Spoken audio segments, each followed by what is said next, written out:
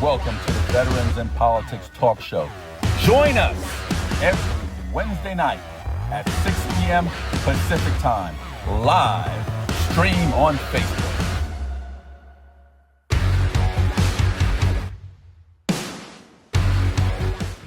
Welcome to the Joint Veterans Endorsement Interviews for non-judicial candidates.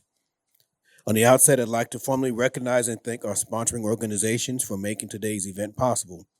Judge Mary Perry, Clark County District Court Family Division P. Christine Brewer, Clark County District Family Court Division Department S. Judge Chris Cannon, North Las Vegas Municipal Court Judge Department 1. Judge Noreen DeMonte, Clark County District Court Department 28. And Councilwoman Carrie Cox, Henderson Ward 3. Would also like to extend our sincere appreciation and our additional sponsors and community partners whose support helps ensure a professional, fair, and transparent endorsement process. We're honored to have you all with us today. First, for starters, I'd like to just review the rules and the format with you. Each panel will do an introduction by stating their name and the organization that they are representing. The next, we'll give you an opportunity to introduce yourself. Please state the office that you're running for and explain why you're seeking to run for that office. Then we'll start the interview process. Each candidate will state the name of the organization that they're representing and ask you a question. And we'll just continue to go around robin until we have exhausted some time. And afterwards, you will be given an opportunity to give a 1 minute closing remark. Okay. With that, we'll start on the end with the introductions. Good afternoon. My name is Jeffrey Lustig. I live in Las Vegas. I'm an Air Force veteran, and I'm a former judge in Washington State, a former federal prosecutor, and now I'm an attorney practicing here in Las Vegas. Nice to meet you. The organization you're representing? I'm here representing Veterans in Politics International. Thank you. Good afternoon. I'm Cindy Lake with Veterans in Politics International. I'm the former chairwoman of the Clark County Republican Party. Ran for office a couple of times, and welcome. Tim Ross, here representing Nevada Veterans Association. Martin Walker, and I'm representing Nevada Veterans Association. Okay, my name is Gary Bouchard. I've been a resident of North Las Vegas for 25 years. I'm running for mayor of North Las Vegas, and why am I running? I think I've got the right reason. I would like to see better government that's more responsive to the taxpayers. Right now, North Las Vegas is being run not by the people that pay the bills, but by special interest groups and strong union bosses. Now, in the private sector, I am 100% in favor of collective bargaining. It doesn't work so well in the public sector and the private sector. The public sector.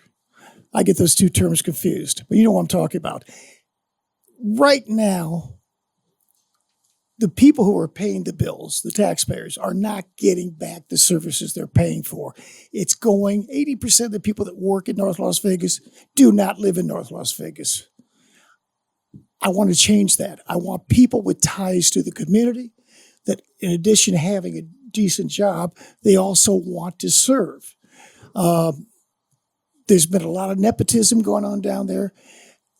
Important jobs, very important jobs, have been given to unqualified people. And here's the big one. The city manager's off. Oh, did I go too far? Yes, it's just Okay, an introduction. It's just an introduction. I'll stop right there then. Thank you. We'll talk about this later. Yes. All right. So in this round, you'll be given 1 minute and 30 seconds to answer each question. When you have 30 seconds left, you'll see a yellow card with this gentleman here. And at the end of your time, you'll see a blue card. At that point, you can finish your sentence. Please wrap up your statement. Be respectful of the time because we have to keep things moving. And then afterwards, again, at the end of all this, you'll be given a 1 minute opportunity to give a closing remark. So with that, we'll start with Jeff on the end. Jeff Lustig, Veterans in Politics International. Good afternoon. Thank you for being here. Good to be here. For the past 15 years, the city of North Las Vegas has been the proud home of the Veterans Administration Southern Nevada healthcare system with its very great veterans facility, the Veterans Hospital. Yet, veteran homelessness, mental health crises, and repeat contact with law enforcement remain ongoing issues for veterans in North Las Vegas. As a city mayor, what is your specific operational plan to partner with the VA and other community groups that will reduce veteran involvement in the criminal justice system, and what measurable outcomes will you commit to within the first 12 months if elected? Thank you for asking that question. This is something that's very close to my agenda. Let me tell you something. I plan the seat I'm running for is supposed to be a part-time job. We've got close to 300,000 people in this town. It's a full-time job. Whether I get paid or not, I plan on putting in 5-6 days a week. The job that I'm sure Steve, who knows me pretty well, will know that the job of the mayor is to reach out to organizations with you and help each other. I'm very much aware that a lot of the people who are living on the streets are ex-vets. That's not acceptable to me. I guarantee you, you will have a fighter up there to make sure that we help you take care of this problem. As far as that goes, I'm not in favor of homelessness at all. I do a lot of things in city parks all over the country, and I get in the face with a lot of homeless people. And what I find out, these are not bad people. People have some bad luck. I got 30 seconds, thank you. They have, some of them have mental problems, some of them have substance problems, but they're not bad people. They just need help. The veterans, you know how they were treated after the Vietnam War. They didn't get a take parade. They were treated as baby killers. And I always thought that was unfair. And a lot of, there's a lot of guys who, I knew friends of mine that came back from Vietnam, couldn't get their old jobs back. What is that all about? You're supposed, that should be a guarantee. Listen, you won't find anybody that's more dedicated to helping the vets. And I'm wrapping it up by saying one more thing. This should be important to you. I'm going to make sure that we get a good sizable number of vets down there for two reasons. Number one, it's the right thing to do. And number three, it's smart for me because I've hired vets before in the private sector, and I've never had better employees. They come back trained. They do a good job. They don't complain. They're great people. And if you elect me as mayor, you're going to have an advocate. I guarantee it. And my door will always be open to you guys. Before we move on to the next question, I want to do two things. First, I want to make sure we have a disclaimer statement here. We need to make a disclaimer statement here because of a comment that you just made. No one who happens to maybe know you prior to this has any vote on this panel. This is a non-biased council panel of people who don't know you, hopefully, and if they do, it has nothing to do, no bearing with any decision on whether you receive an endorsement or not. So I would like you to please be cognizant of the fact whoever knows you is irrelevant for the purposes of this panel. Second, I would like to caution you, remind you to please respect the time. When your time is up for answering a question. All right. With that said, I'll move on to you, Kathy. Cindy Lake, Veterans in Politics International. The mayor is responsible for setting policy direction in North Las Vegas, appointing committee members, state of the city address, et cetera, et cetera, et cetera.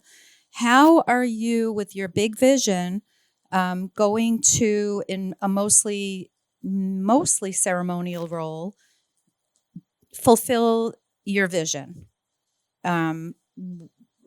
without having any financial or impact on that board in North Las Vegas?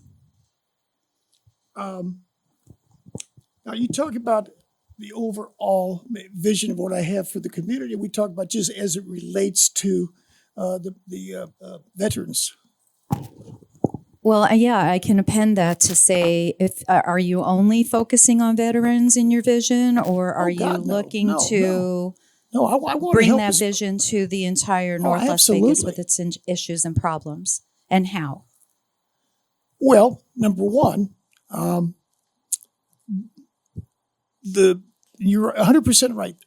This mayor position is technically a figurehead situation, but I feel like I have enough contacts, I have enough presence in the community after 25 years that I can bring out people, the right people, to solve problems. Keep in mind, the city manager makes most of the business decisions in a city council form of government. And I'm willing to live with that. That's what I want, because I'm not qualified to run something as complicated as a city of 300,000 people. But do have a lot of experience. I'm a people person, and I will put the right people together. So I will make a difference. And I'm always talking to people with money. I'm talking to a couple people with Tesla right now. I'm talking to a couple people at the 30 seconds with the Bank of America that are interested in some of my projects because they feel like this is better than advertising, and it is. Having these big corporations do something for the taxpayers, something for people like you, makes them look good. So I'll get her done. Tim Ross, Nevada Veterans Association. A recurring theme in your campaign is that city services are underfunded due to wasteful spending. Which specific projects currently in the city budget would you look to cut first to reallocate funds to police and infrastructure? Well, I would think the first thing I would look at is going through every department, and this is what the city manager will do when we get a real one. We will go through each department and find out which departments are actually doing something. Because I'm telling you right now, like I said, I've been here for 25 years. I've been going to every city council meeting until they barred me because they didn't want to hear the truth down there. I stayed away for 8 years. I got a gumption full of it. And 8 years out of it, I realized they just left too much graft and corruption. I would say the first thing I would do is stop the wasteful spending. That's the first thing I would do. Then I would look at the departments, and if they're not accomplishing anything, maybe we don't need those departments. I'm telling you right now, there are people down there that really are doing almost nothing. They just were lucky enough to have people in the right place and to get a job. I guarantee there's at least 20 people down there. All they do is cover up the crap that's going on. Those people are gone. I don't need somebody to cover up my crap. If I do make a mistake, I'll admit to it and I'll correct it. But I'm not going to go out and hire a bunch of my friends just because I know them. Does that answer your question? Well, but there's not a specific project that you would cut. I want better roads. I want safer roads. I want to go after aggressive drivers. I want to go after drunk drivers. But one that you would cut. Well, I wouldn't cut that. I would say the first place I'm going to cut is the fat. If it's not serving the public, do we really need it? Right. I'm not trying to be a politician. It's the last thing I want to be. Sometimes I sound like one, though. All right. So Martin Walker, Nevada Veterans Association. So you have stated that that being the benefit of unions, multiple times the North Las Vegas is being run for the benefit of unions and instead of taxpayers. So which collective bargaining agreement, because you mentioned that also earlier in your opening about collective bargaining agreements, is there a specific bargaining agreement you'd like to look at that exists first? If so, which bargaining agreement is that specifically? And what do you think can be done to improve that agreement? Okay, I like your question because I'm prepared for it. From talking to people, I've been out canvassing for 3 weekends now. I actually canvass a whole week, but on weekends are when I'm doing most of my canvassing. I had a guy a week ago that applied to get on the North Las Vegas Police Department. But they turned him down because he had bad credit. Do you think that's a good reason to turn somebody down? I said, it depends on the whole picture. I mean, or do you have other qualities? I mean, everybody has got me behind bills from time to time. And I would say no. You know, if you got the qualifications, you know, and you're willing to pay back the money you owe, I wouldn't stop you. I am going to look after their hiring practices because if you notice, we don't have a lot of people of color on the North Las Vegas Police Department.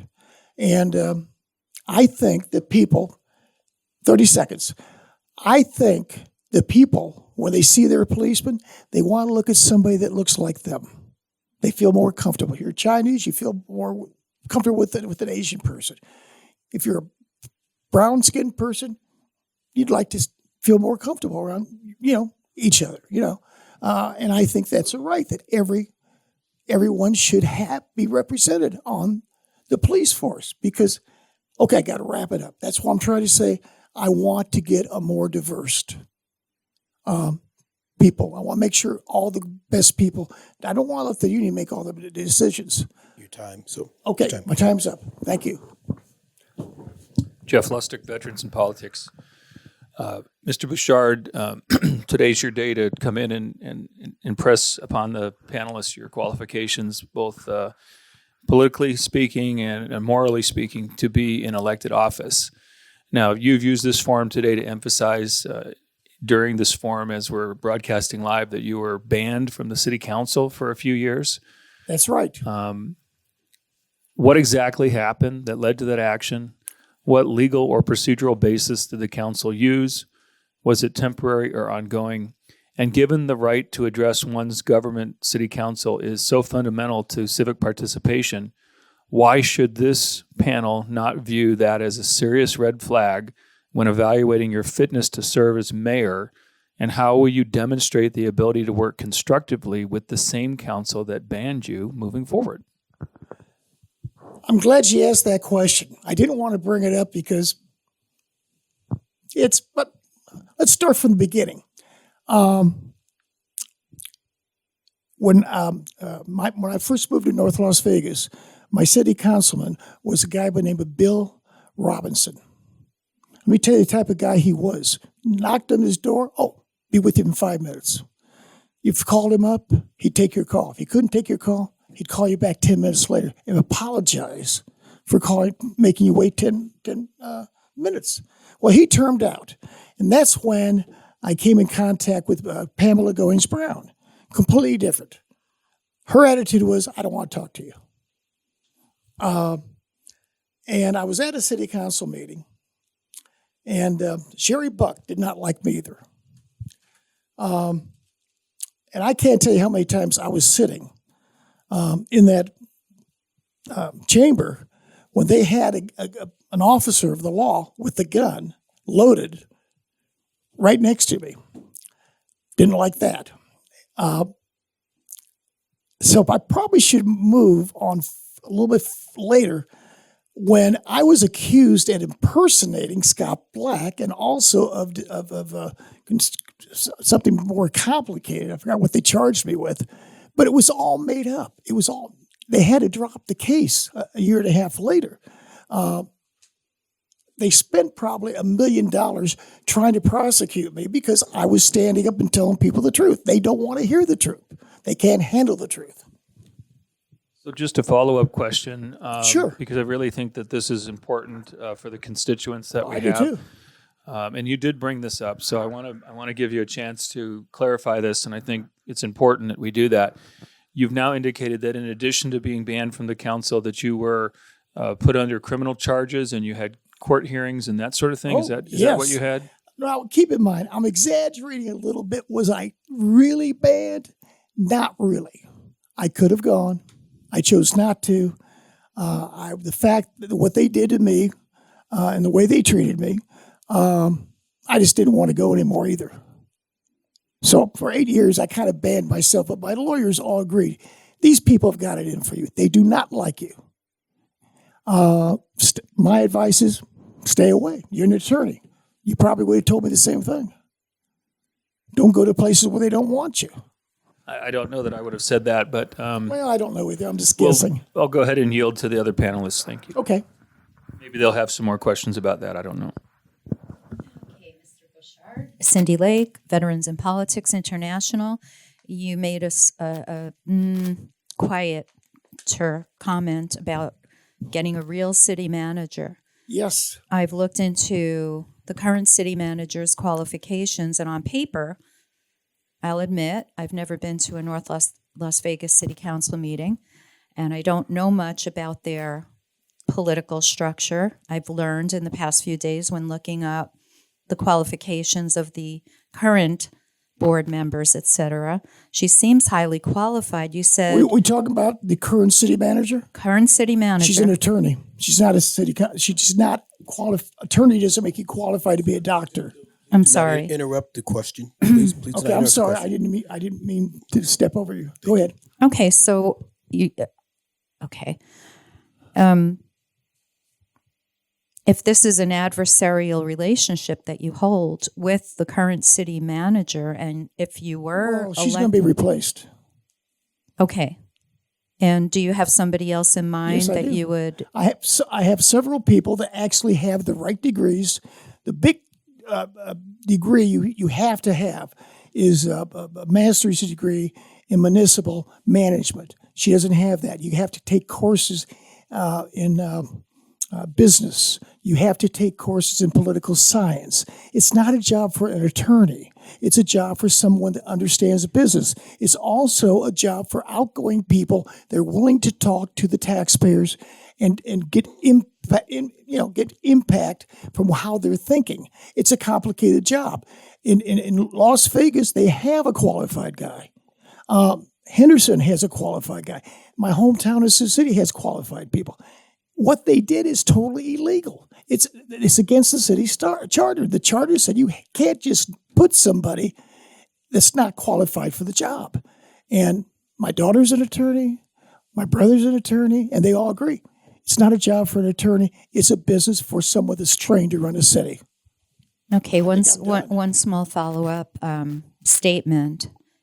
She does have a bachelor's, apparently, in political science, and that's what I noticed. So thank you. Okay?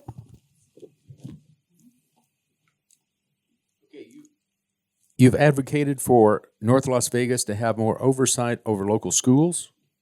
Since the city does not have direct authority over the Clark County School District, what specific legislation or administrative tools would you use to hold the district accountable for the schools? This guy's done his homework. Thank you for that question, because it's a question I want to answer. I'm very much aware. You're right about everything you said. But as a mayor, I'm going to put a task force together because I want better schools. I want the curriculum changed. Right now, they're letting kids out of school, graduating from school, with reading at a fourth grade level. That's not acceptable. The kids are not failing school. Schools are failing the kids. They're not teaching any applied science. I mean, when I was in school many, many years ago, I took sheet metal, basic electricity, basic woodworking, basic electronics. I had job offers that paid a livable wage before I even got out of high school. I got a job at the TV station, making good money. Kids are getting out of school now. They have nothing to offer. And I don't blame them. I blame it on what the schools are doing. So, I want to lobby the Clark County School Board to see why they don't want to spend more money on practical education. Does that answer your question?